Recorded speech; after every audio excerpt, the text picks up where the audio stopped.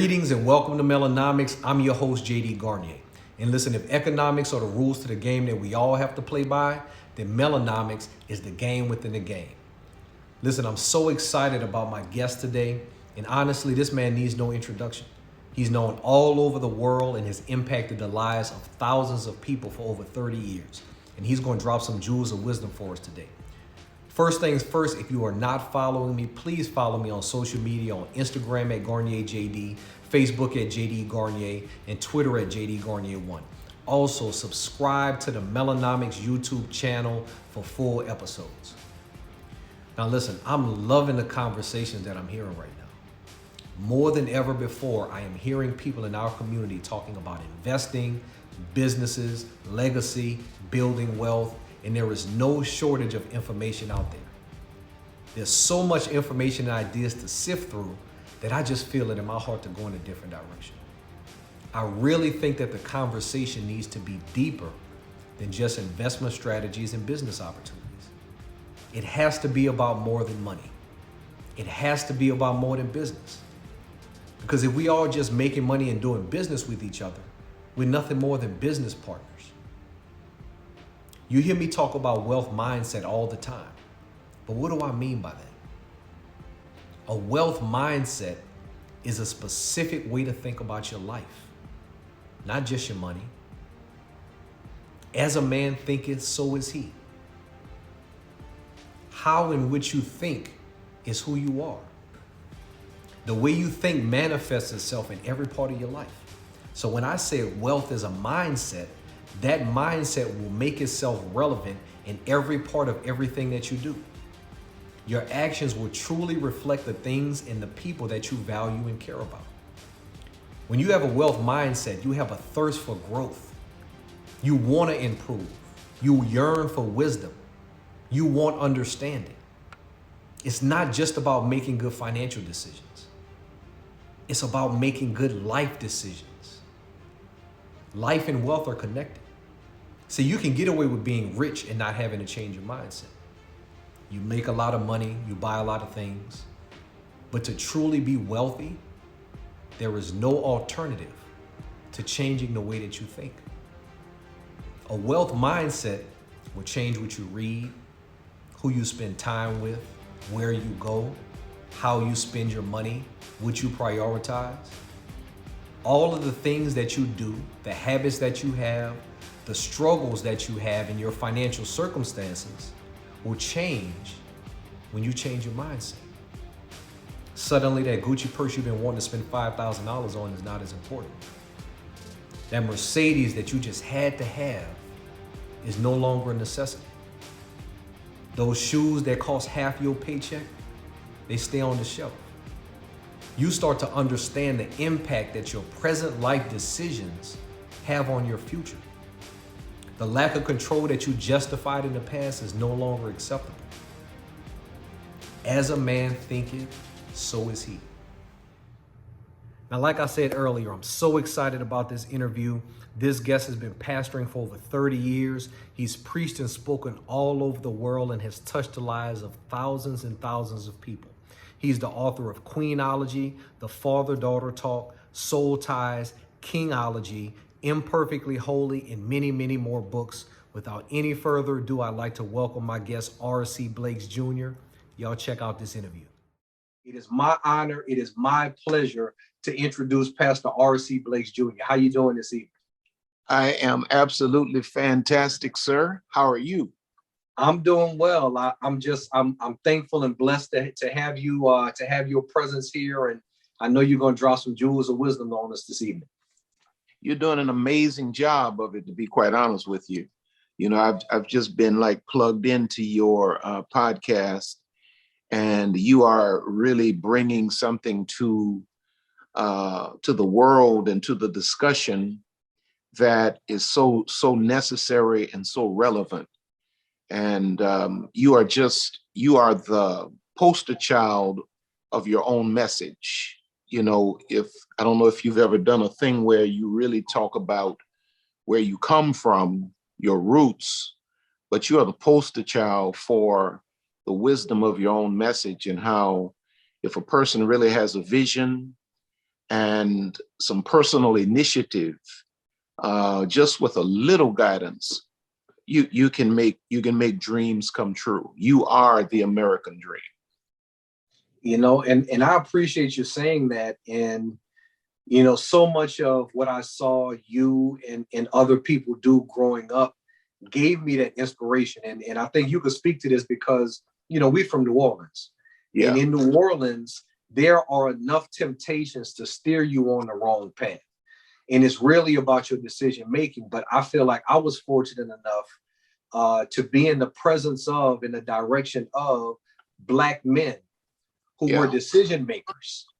And I noticed that early on. And I mean, that inspired me. And even when I didn't know what I wanted to do in life, I know that I wanted to make you proud of me.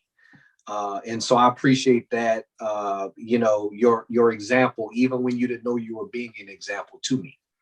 Yeah. But I want to jump right into this, to be honest with you. Okay.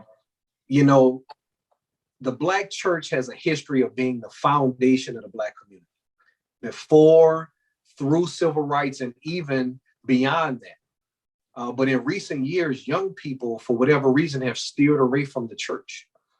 And you've been pastoring for over 30 years. And so I want to get your opinion on why you think that's the case, but also, does the church hold any responsibility in that happening? Honestly, I grew up in the church. I was born into the very same church that I pastor. You know, I've been a part of one church all of my life. So I know church culture, I know church politics. And to be direct, yes, I think the church absolutely is to blame for losing a generation. We really are to blame as a whole. We are to blame. It's because, in my opinion, we lost relevance. We lost relevance.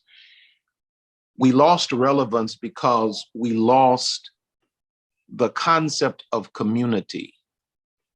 You know, see, like the era you just mentioned, civil rights, and how the preachers in the church,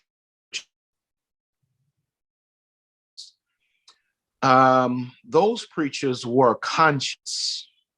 I'm afraid to say today that most of the people who do what I do are like walking zombies, just kind of caught up with the illusion of inclusion. And it's the same thing that I think impacts all of Black America. And that is, we strive for individual accomplishment with no concept of community growth.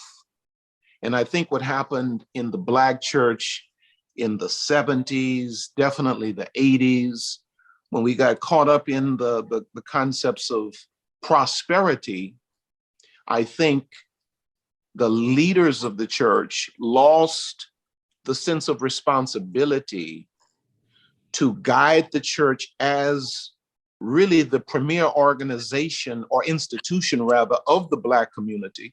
What else do Black folk really have control of other than churches, barbershops, and barrooms for the most part?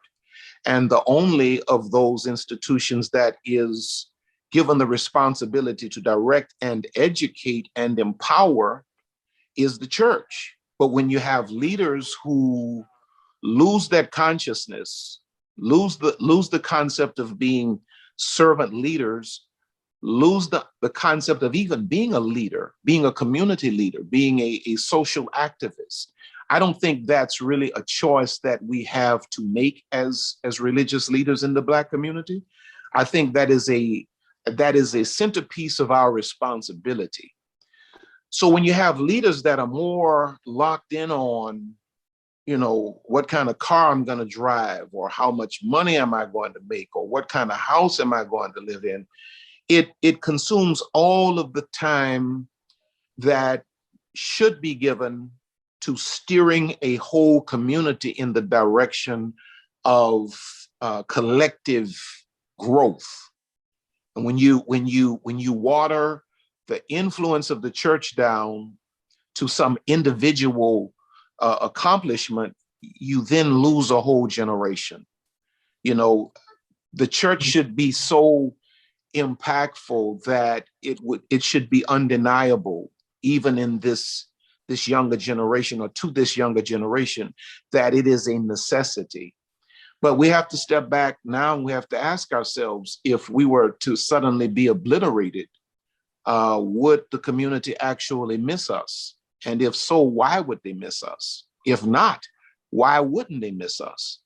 And in too many cases, the reality is that if the Black church were to be eliminated from the equation, the quality of life would not change one tidbit for a lot of our people. That's just the reality. And I think those of us that are conscious can admit that without feeling any way strange. We all share in that responsibility of having lost a generation because our message is no longer relevant. Of course, Jesus Christ and the spiritual components, always relevant, always at the forefront. But then there are other things that we have to deal with in the Black church as the premier institution in the Black community that we've just not dealt with. And our young people are listening for the message. They're listening for the relevance. They're listening for the instruction. And unfortunately, in too many cases, none of it's there. Right, right. And man, you hit on something that I talk about all the time, and that is, you talked about it early on, the conflict between capitalism and community. And I'm a true believer that those things are in direct conflict, because capitalism is about individual success. Yes, and I believe that after civil rights, the ball was shifted, because prior to that, we had one vision, which was equality, which was unity, which was community. But after civil rights over, our focus shifted to individual financial achievement. And it wasn't just the church, but it sounds like you agree that the church was impacted the same way the rest of our community was impacted by that. And I think that that's a big issue, because we have to reconcile seeking our individual success, but figuring out a way to collectively increase and expand the mindset of our community, not just the pockets, not just the income, but the mindset of our community. Because money alone, I don't think is going to change that. So it's interesting that you say that, because you have had individually in your ministry, you do have a connection with young people. You do have a connection with the younger generation. What do you think you've done differently to be able to connect with and reach out to them? And how do you expand that type of process, or whatever it is that you do, to connect with younger people? I think it's simple, because you kind of like become older and you don't realize you're becoming older. So it's not like you wake up one day and say, okay, I'm older, so now how do I intentionally connect with you always feel like you're a part of them until they start calling you pops and things like that. And then the reality hits, I am pops. But I think the thing that causes me to resonate with young people is one word: honesty. It's being able to say, yes, I'm the leader. Yes, I missed it. Yes, I should have addressed that. Yes, I should have taught that. Yes, I should have led that. Let's try this again. I think it's honesty. And then I think a portion of my answer to your questions is, I believe that as an older generation, I think we have to accept that there's a time where there's intergenerational mentoring. Of course, having been here 56, going on 57 years, affords me hopefully some perspective on life that a 25 or 30-year-old person may not have. But the reality is that I'm outside of my generation's way of doing things. And so if I'm going to maintain the tension on that connection between me and a younger generation, not only must I bring my wisdom and my honesty about my failures to the table so that they will trust me, I have to also bring a humility to move from the front of the class as the instructor to the seats in the classroom as a student, and allow younger people to teach me how to resonate, how to connect, what's really important, what do I need to address, because the things that were relevant and important to me when I was, okay, you go back 25, 30 years, are no longer relevant today.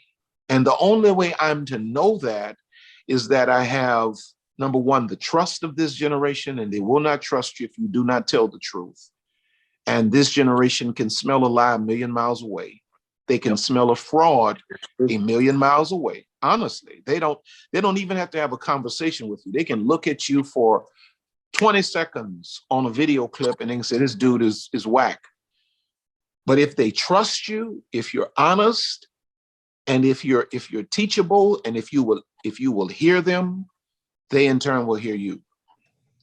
That's powerful. That's powerful. And I actually, that's something I wanted to ask you about, because I think you're known for your transparency about your own life, about your own struggles, and even things that you've dealt with. And I do think that people respect that about you, because we're all dealing with something, right? Nobody Absolutely. is perfect, even the people that are doing that. So I do think that you have a serious point there, and you've created within the ministry a certain niche on relationships. Yes, and sir. Talking about the interactions between men and women, and you've been very transparent and honest there.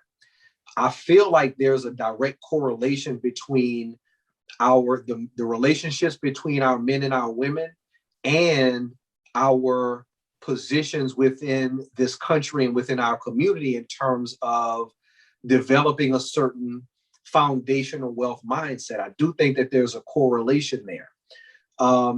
In your conversations with people, I'm sure you counsel people all the time about relationships. What are some of the biggest challenges that you see in mending and healing a lot of the relationships between a man and a woman, both within the Black community, but overall? I feel like we need healing between men and women. As I look at it, and you made a powerful point just now. As the relationships go in terms of man and woman, marriage, family, that is the foundation for the community within the context of a nation. So if we're talking Black community, white community, Hispanic community, the quality of those marriages determines the quality of those families, determines the quality of the next generation, determines the strength of that community in the context of its particular culture. And so when you look at the Black community, when we lost our focus in terms of striving for better, and we started as a community, and we started reaching for these individualistic goals wrapped around or wrapped in wealth and prosperity, capitalism, as you call it. Not only did our community focus, our true spiritual focus go out of the window, but somewhere along the line, we lost the concepts of marriage and family. Those values started moving further and further down the list of priorities, and some of the things that I find consistent across the board, it really doesn't even matter, Black, white, Asian, Hispanic. I think, number one, very few of us bring to the table of relationship a whole and healed self. Most of us come to the marriage, come to the relationship as fractured men, fractured women. He's at 70%, she's at 40, or she's at 30, He's at 60, she's at 40. She's at 70, he's at 30. Or however the mix may go.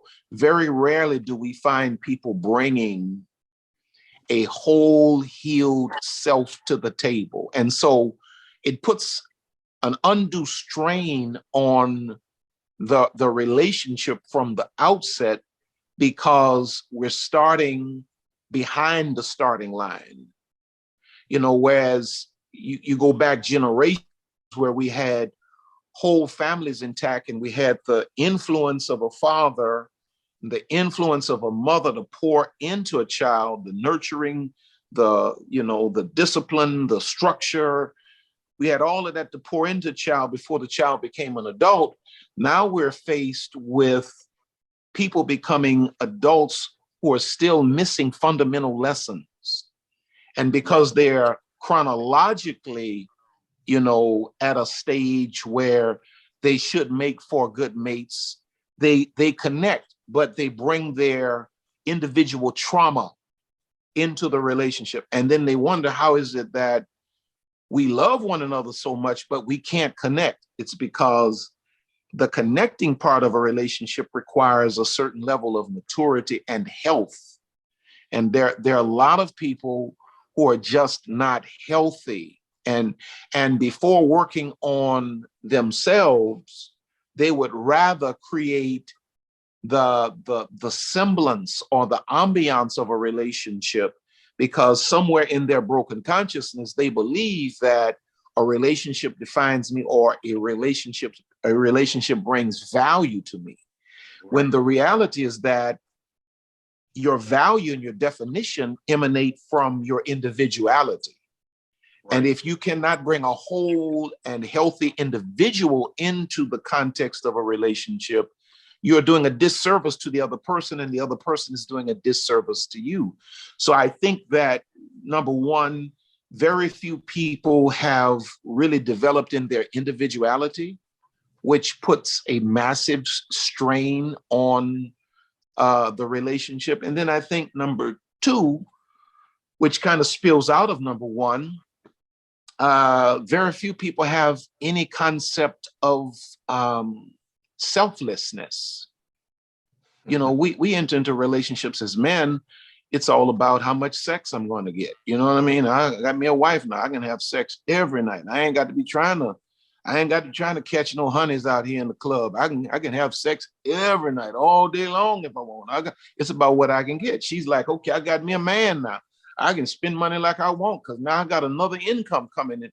And the concept of selflessness or serving is kind of like thrown out of the window.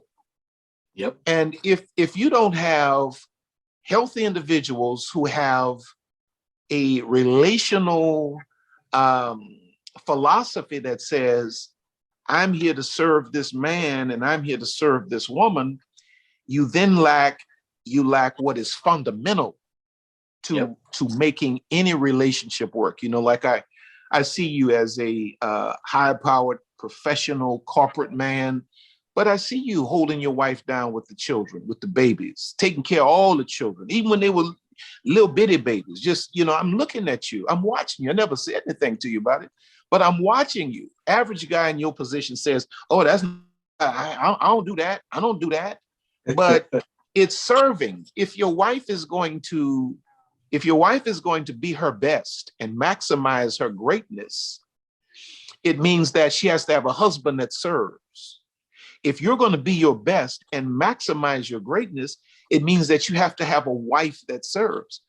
And you can serve when you are secure in your own individuality. I think those two things for me are probably paramount in terms of issues I see. I mean, the list could go on and on and on, but I think the lack of individuality and the inability to conceive of selflessness or serving the other, I think those are the two major issues in relationships of all kinds today. And I really feel like for some reason that selfish mindset correlates with the capitalistic mindset. Absolutely. This Absolutely. whole world has become about what can I get? What can I achieve? What can I get for myself? And we go into relationships like that. Yes, sir. And I mean, if I'm being honest, I had to deal with that myself as well, and reconcile why I felt like I was deserving of certain things, and question what I was doing, within the relationship to get it. So I completely agree with that. And I don't think that we're having enough of those conversations, because people are so quick, because we think we have so many options. People are so quick to put their foot down and say, if I don't get this, it's over. If I don't Yes, sir. get this, I'm going to move on and find someone who's going to get it for me. And so no one is willing to commit because of that selfish mindset. So I think we're on the same page with that. And I think you're giving us something that we need to work on as a community, because I say this all the time, that the simplest unit of a society is the individual. And then the Yes, next sir. is the family. Wow. That's powerful. If you can't, so no government policy, no law, no person that we elect is going to change the landscape of a society if we can't change the individual.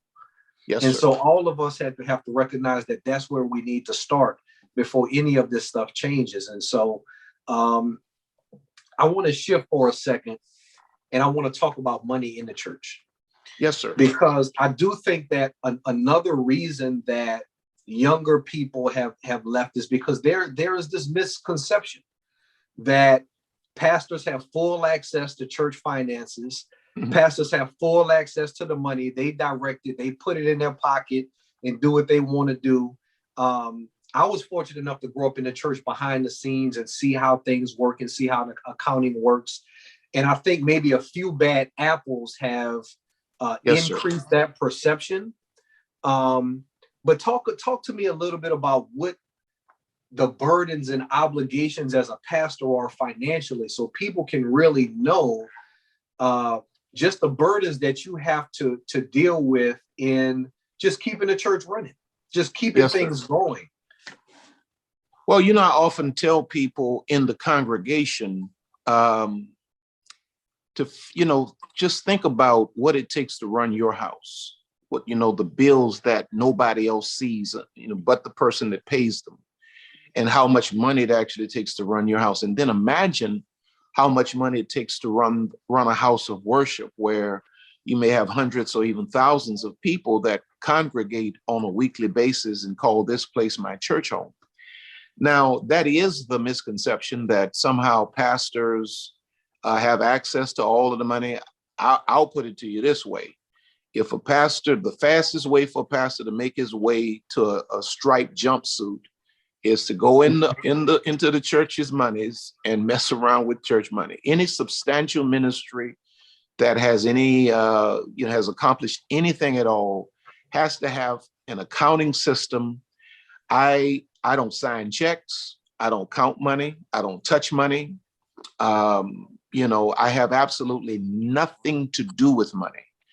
But at the same time, if the church needs to borrow $2 or $3 million, they're going to have a guarantor.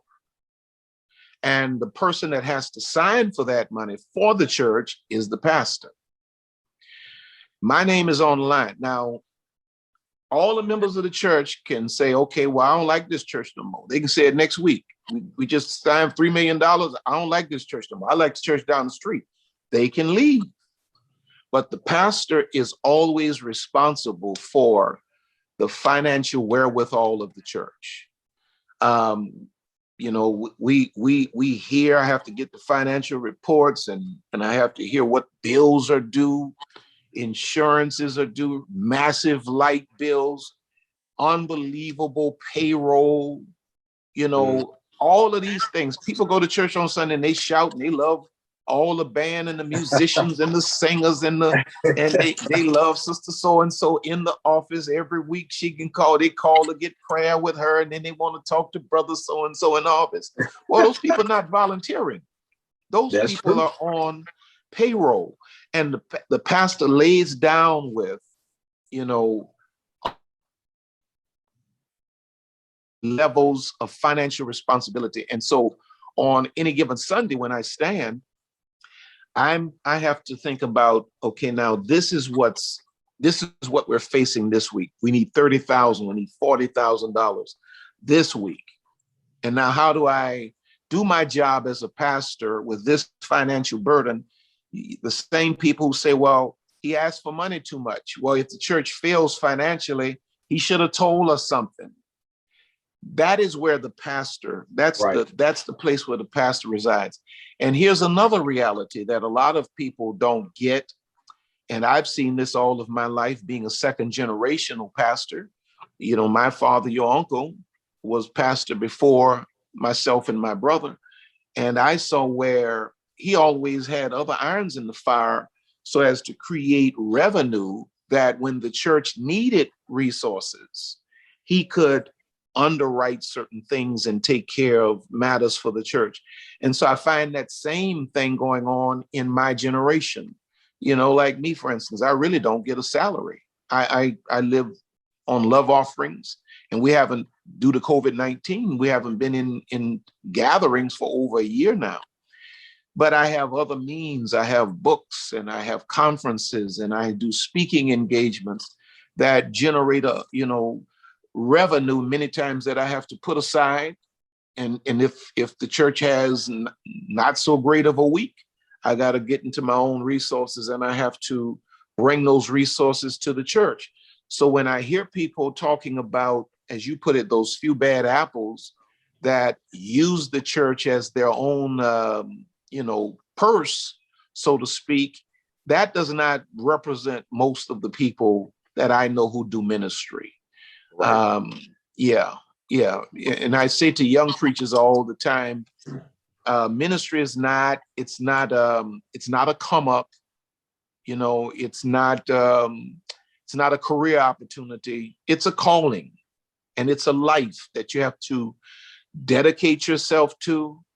And that's just the realities of it. And the people that do it the other way that people, see on television, the green leaf type stuff, those people usually end up in jail. Right.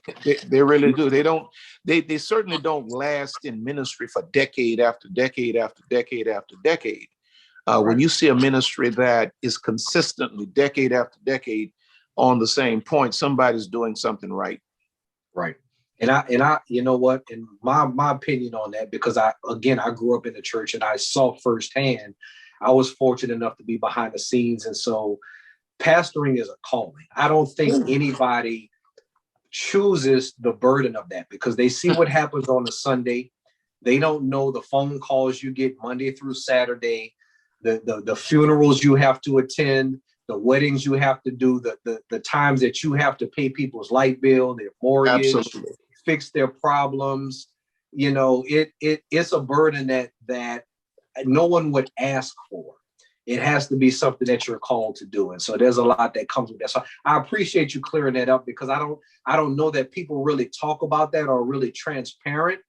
But I think it's important for us to know, because, I still feel like if we are going to shift or change anything, the church will have to be the foundation of that.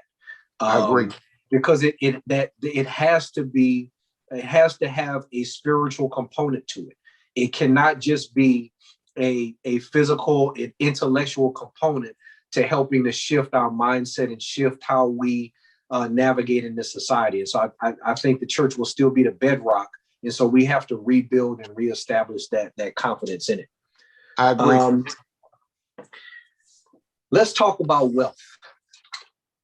I'm sure people come to you all the time with money problems. They're asking your opinion. And I want to get deep with this conversation.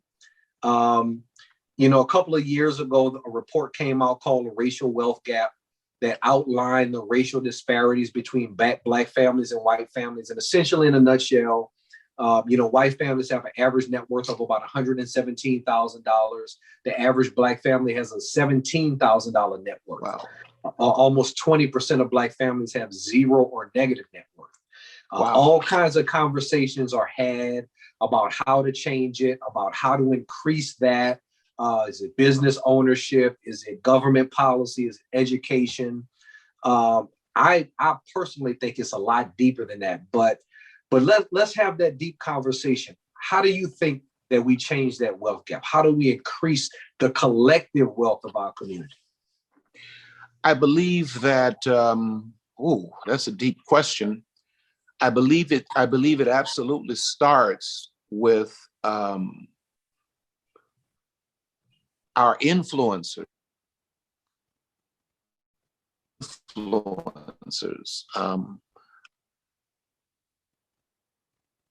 entertainers, our influence, intentionally portraying to our community through our lifestyle and what we promote as a value, that we promote a wealth consciousness.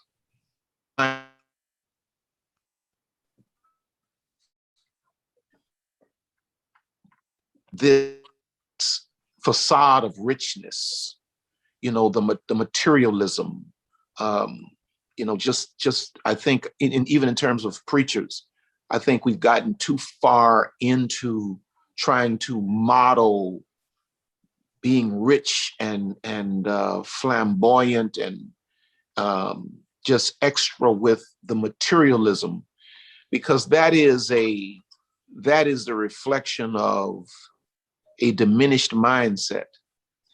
So I think we have to start, because I've heard you talk about how it begins in the mindset. So I think it starts with the images that our influencers portray, that our children buy into, that we stop sending out the message that it's about the Bugatti, or it's about the Rollie, or it's about this or that. And that we begin to, secondarily, we begin to educate consistently relative to what wealth really looks like. I've been around a lot of rich people. I've been around a few wealthy people. And the distinguishing factor between the two, many times, not all of the times, but many times, is that rich people want to portray being rich. And many times they go broke trying to portray being rich. Whereas a wealthy person has a mindset and has been trained probably for generations that it's not about what you portray, it's about your reality. And there are many people that we consider to be rich who, after they're done, there's nothing that transcends them because they bought into the concept of being rich. Now, as the church, I've been doing some real deep thinking on this wealth gap, as you call it, being a Black pastor of a predominantly Black congregation.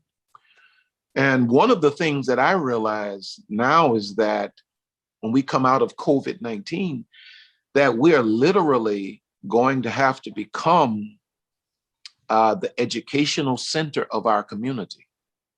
And if our people are going to be challenged with the concepts that would begin to construct foundations for wealth, it should start, and I think it must start, in the institution of the church, of our church, a New Home Family Worship Center, where we should have ongoing classes, where people should have access to people like yourself to answer questions for them, to open opportunities for them.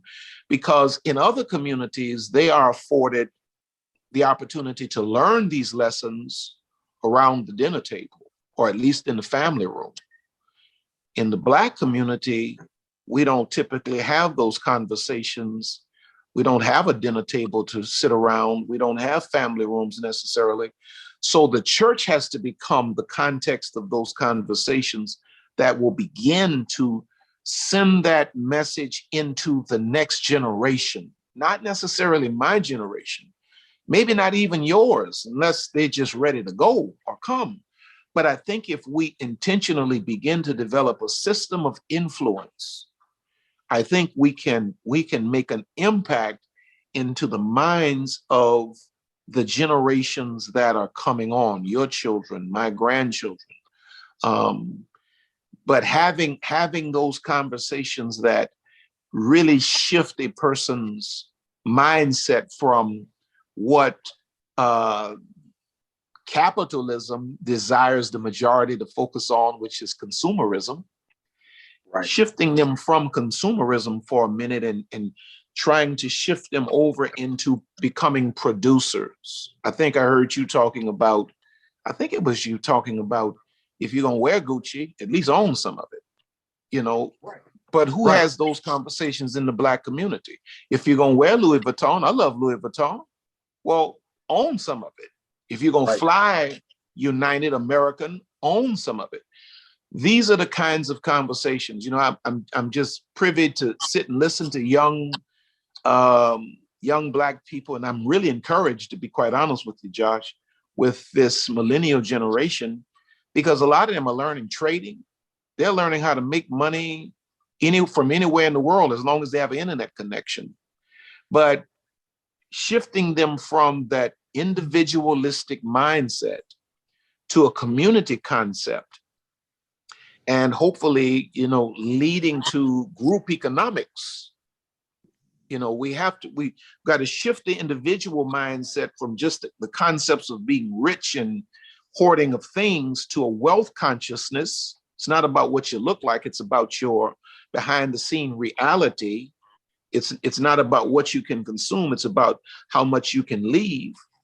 And then shifting, you know, getting enough of those people together to shift them into a place of group economics, which, you know, if we could just really come to terms with that concept, imagine what kind of impact we could make just as a ministry. If we got just say 10%, 5% of our membership to buy into group economics, and say we said, okay, well, this year, all of us got to get our clothes clean. All of us got to, you know, so let's what's it going to take? Somebody research, find out how much is it going to take to create our own cleaners. And we establish our own cleaners, and we all support our cleaners. And then we start putting chains in different parts of the city. And then we go to other states, and we, you know, start flowing together, moving together financially. You know, when is enough for me as an individual? When does it become about my community, my people? How big of a house do I need? How many cars can I drive? How many do I need? How many suits do I need? How much jewelry do I need? When is it not about me as an individual? When does it become about us as a people? And so I think, you know, that's the beginnings of my thoughts about that. And you said so much there, and, you know, this is something I think about all the time.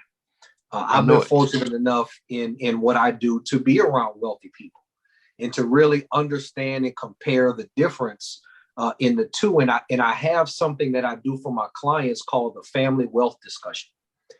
And it's really about how to have the discussion about finances and wealth and money within your own household. Because many times, even if you have someone who is successful or making money, they don't always communicate those values to their spouse, to their children, to their parents, to their grandchildren. And so I talk about how to sit down with all of the stakeholders that are a part of your wealth, all of the people that either you want to benefit or that you're financially responsible for, and come up with a set of core values and principles that you want your family to live by regarding your wealth. I'm going to tell you where I got this idea from. So at one point, I was working with the private bank where we work with ultra rich people. I'm talking about 30, 40, 50, $100 million. Wow. And one of the things that we do with those families, when a rich patriarch or matriarch is about to sell their $100 million company or have this huge liquidity event, we bring the whole family into our boardroom, or we rent out a hotel and conference room, and we bring their whole family in, and we sit down and we communicate to their family all of that person's intentions with their wealth, and make sure that everyone in that family who is going to benefit in some way understands the values and principles that this person wants to be lived by when they're gone. And when I heard that, and when I started doing that with these ultra wealthy people, I'm like, we can have these family discussions with our own family, because we always have that one person in our family that they get, right? They're that diamond in the rough that has become successful. But what happens is that person now has the burden to bear of everybody else, and they have to be financially responsible for everybody else who's not necessarily there. Why not help identify the values that help that person be successful, and the values that they want carried on to the next generation, and make sure that we create a generational pipeline of a mindset? Because to be honest with you, I didn't even have conversations with my parents about money until I became an adult. We just didn't talk about it. Yes, sir. And so if we're not having those communications, then that wisdom is not passed down. And so we need a vertical pipeline between parents and grandparents, between children and grandchildren, so that everyone can share those generational values about wealth and about money. And that conversation is free flowing. And it's not like, oh, how much money do my parents make? I have no idea. Where is wealth at? I have no idea. We can talk about, things that we're doing, and it can be an open dialogue. And I think that vertical pipeline between families is the start, because that connects generations. And then after that, we can create a horizontal pipeline between our community. And, one of the things I do with my friends is we have roundtable discussions on a monthly basis, other Black men, and we talk about this kind of stuff, and we hold each other accountable.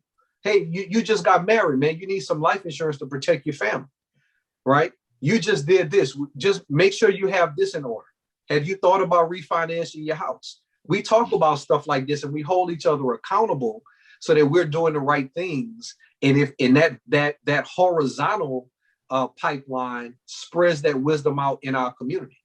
And I think, so many times when we get wealthy, we want to hide the information. Right. I got mine. You don't need to know how I got mine. That's right. Or I'm going to tell you how I got mine, pay me $1,000 an hour, and I'm going to tell you how I got mine. Yes, right? sir.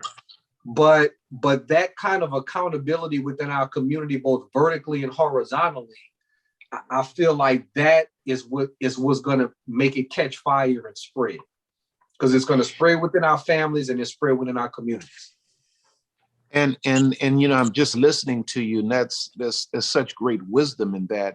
But see, that kind of concept, you relay a concept like that to me, and now I have the wherewithal to teach that concept to thousands. You know what I'm saying? Right, Where right.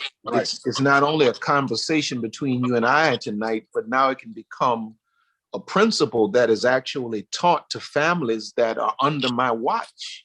This is why I'm saying the church and the Black preacher are so vital to the future of the Black community. But what you're describing is basically oral tradition.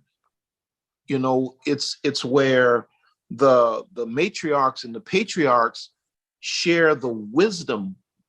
They articulate the wisdom of their generation to the oncoming generations. And then my generation, your generation, we hear it. And then we repeat that. We repeat that to the generations to come. It's an oral tradition surrounding concepts of wealth and how our family has come to be what it is, how our family has risen to the heights that it's risen to. And then you talk about the vertical, then you talk about the horizontal. The beauty in the horizontal is that now you're able to gather in tidbits that didn't come down through your vertical pipeline. Exactly. There are things I learned from friends that I never knew that. This stuff I'm learning about credit. I never knew that. I never knew nothing about trust and how to protect your money. It's not enough to just make the money and have Uncle Sam take all the money.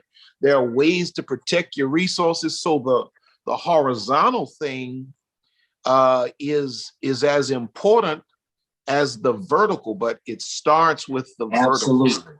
Absolutely. Start with vertical conversation.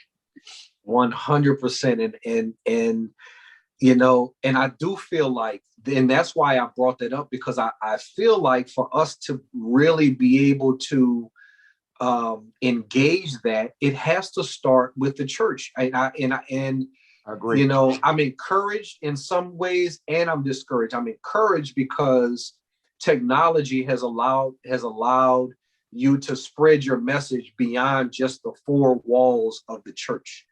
And in some ways, I'm discouraged because I see people looking for other means for spirituality, for change.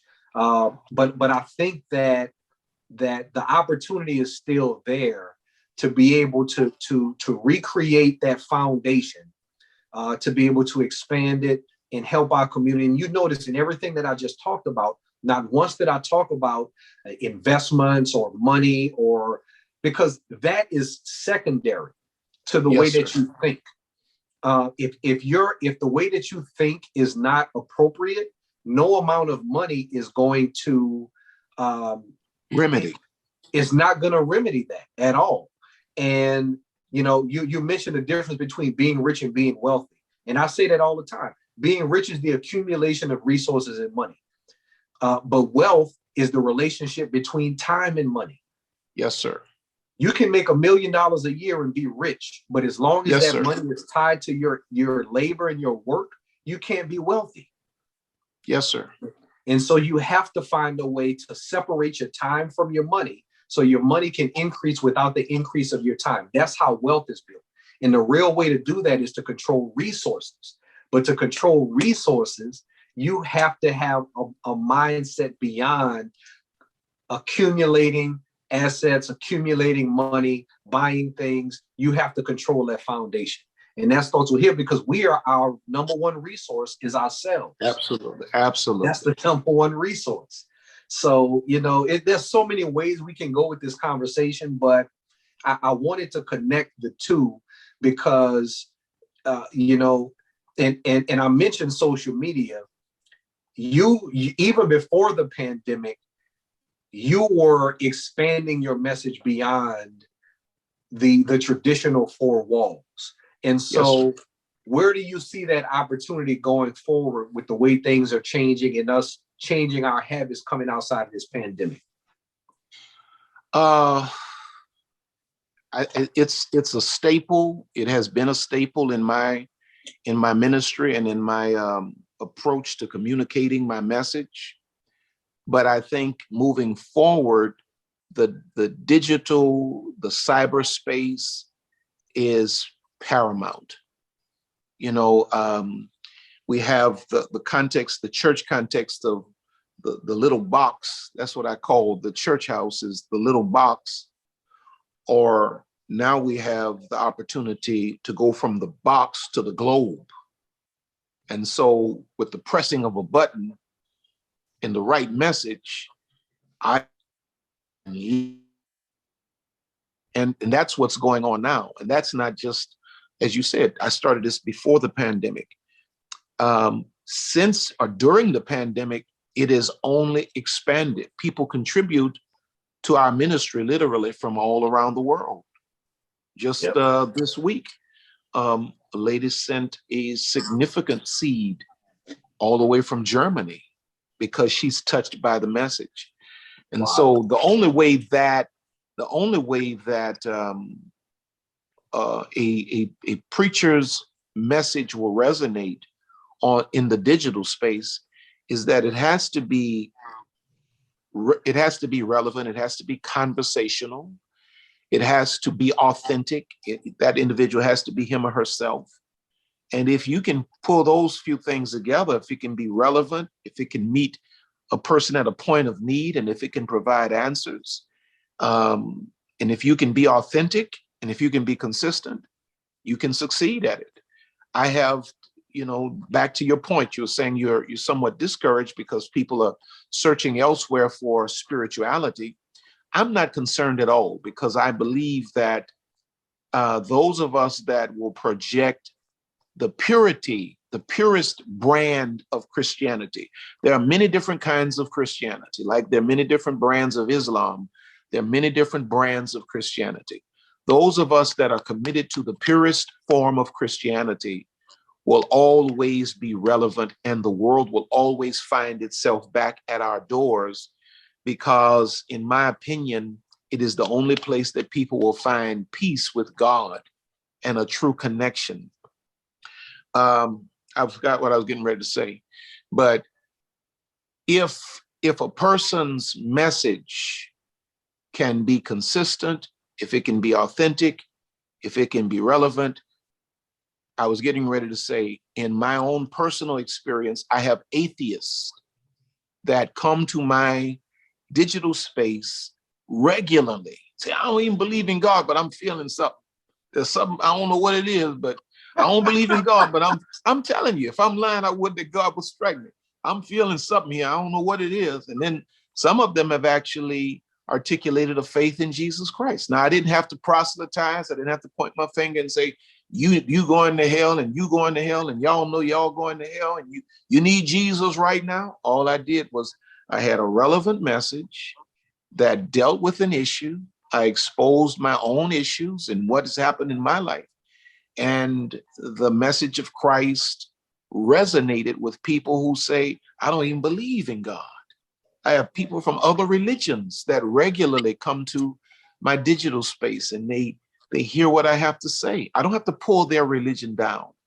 That's I don't amazing. have to, I don't have to do that. All I have to do is smile like I naturally do, communicate the truth as I believe it and know it to be, and the message resonates. Social media, the digital platform, is an amazing opportunity that many times I'm in awe. I can't believe that we have such access without price, and so many people either are not taking advantage of it or don't know how to use it the right way. Wow. That's amazing. And, we could probably have this conversation all night, but I think you touched on enough for us to be able to end it there. And I'm just so thankful for you giving us your time, giving us your wisdom, and just giving us something to hold on to in terms of encouragement for the future of faith and Christianity and how it correlates to wealth. And so thank you so much for your time, R.C. Blakes, Pastor. Thank you so much. I love you. I love you. And man, hug that beautiful family for me. Absolutely. And, I'll close it with you guys just thinking about this quote. What you want will always be a fantasy until how to live it becomes your reality. Think about that. I'll see you next time, Melanomics Podcast.